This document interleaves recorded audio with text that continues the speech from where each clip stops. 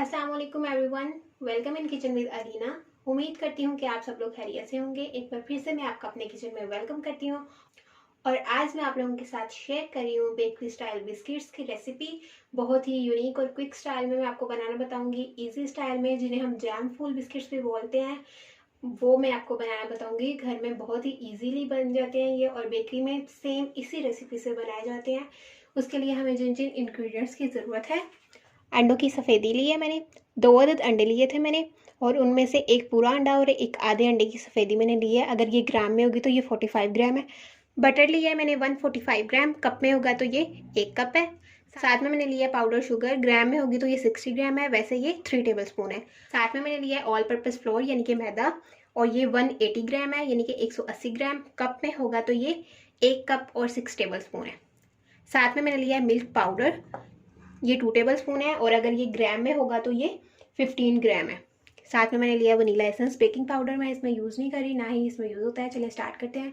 सबसे पहले मैं एक बॉल लूँगी और देखिए एक बॉल ले लिया मैंने। अब मैं इसमें बटर ऐड कर दूँगी और इस बटर को मैंने रूम टेम्परेचर पर सेट कर लिया, यानी कि ये बिल्कुल सॉफ्ट है। अब मैं इसमें पाउडर शुगर ऐड कर दूँगी।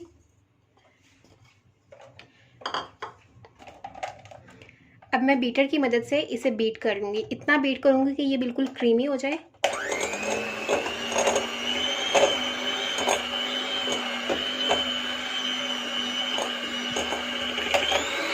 और देखें ये क्रीमी हो गया है, इस फॉर्म में है ये।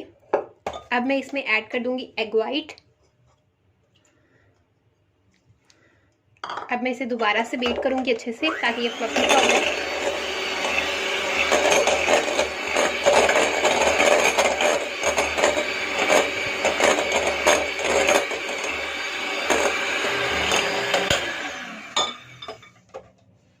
स्पैचुला की मदद से मैं इसकी साइड्स जो हैं वो इस तरह से क्लीन करूंगी।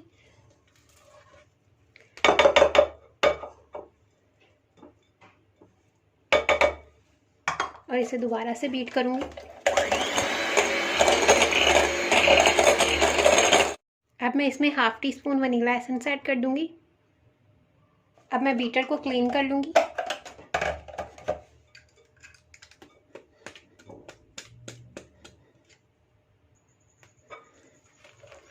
स्पैचुला की मदद से मैं साइड से इसे क्लीन कर लूंगी इस तरह से।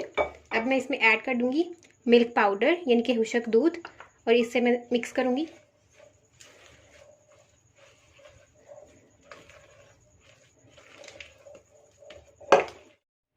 इसे मैंने मिक्स कर लिया है। अब मैं इसमें ऐड कर दूंगी ऑल पर्पस फ्लोर यानी कि मैदा।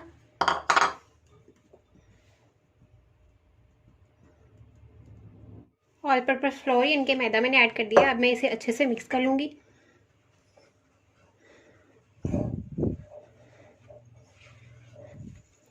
ये केक की तरह लिक्विड ही नहीं होगा बल्कि थोड़ा हार्ड होगा।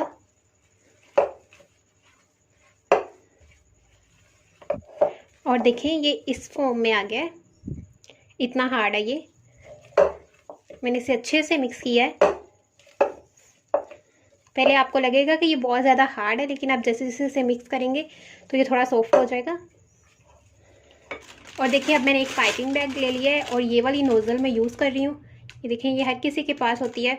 इसी से मैं अपने जो बिस्किट्स हैं उनको डिज़ाइन करूँगी। अब मैं इसे फिल कर लूँगी पहले।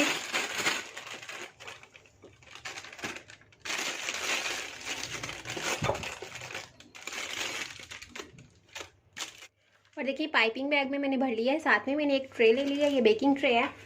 इसमें मैं इन्हें डिज़ाइन करूँगी इस तरह से, थोड़ा ज़ोर से ये बनेंगे।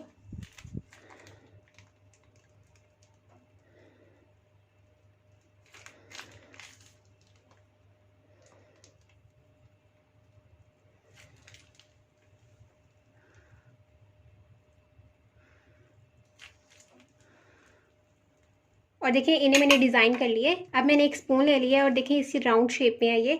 इससे सबसे पहले मैं मैदे से इसे कोट करूँगी इसकी बैक साइड पर।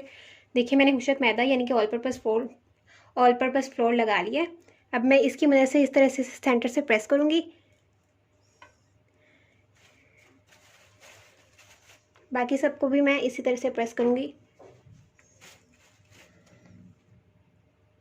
आप कोई भी चीज़ ले सकते हैं जो इस तरह से राउंड शेप में हो। अगर कुछ ना हो तो आप लेमन ले लें छोटा सा, या फिर आप एग ले लें। और देखिए अब मैंने एक पाइपिंग बैग ले लिया है, इसमें मैंने जैम फिल कर लिया है। ये स्ट्रॉबेरी फ्लेवर जैम है, आप मैंगो फ्लेवर, एप्पल फ्लेवर कोई भी ले सकते हैं। इसमें मैंने कुछ भी ऐड नहीं किया, ना ही तो इसमें कलर ऐड किया है, ना ही इसमें पानी ऐड किया है। बस वैसे ही जैम को मैंने अच्छे से मिक्स किया ताकि वो लिक्विडी हो जाए। तो लिक्विडी हो गया, उसके बाद मैंने इसे पाइपिंग बैग में डाल दिया।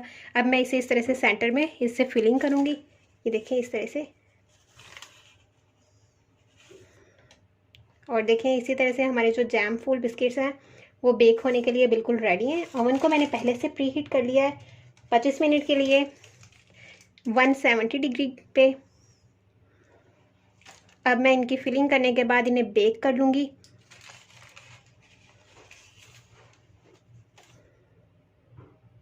आप इन्हें पतीले में भी बेक कर सकते हैं। पतीले में बेक करने की टाइमिंग ये है कि आप 10 मिनट तक पतीले को पहले प्री हीट करें, उसमें नमक बिछा के फिर उसमें कोई स्टैंड रखें। स्टैंड रखने के बाद आप इसी तरह से ट्रे को उठाकर पतीले में रख दें और कवर कर दें। 20 से 25 मिनट लगेंगे, आपके जो बिस्किट्स हैं वो बिल्कुल बेक होकर रेडी हो जाएंगे। अभी इनकी फिलिंग रेडी है, अभी मैंने ओवन में रख दूँगी और 25 मिनट तक मैं इन्हें बेक करूँगी। और देखिए हमारे बिस्किट्स जो हैं वो बेक होके बिल्कुल रेडी हैं। अभी मैंने डिश में से निकालूंगी नहीं, बल्कि हम इन्हें रूम टेम्परेचर पर ठंडा होने देंगे। इससे हमारे जो बिस्किट्स हैं वो बहुत ही ज़्यादा क्रिस्पी बनेंगे।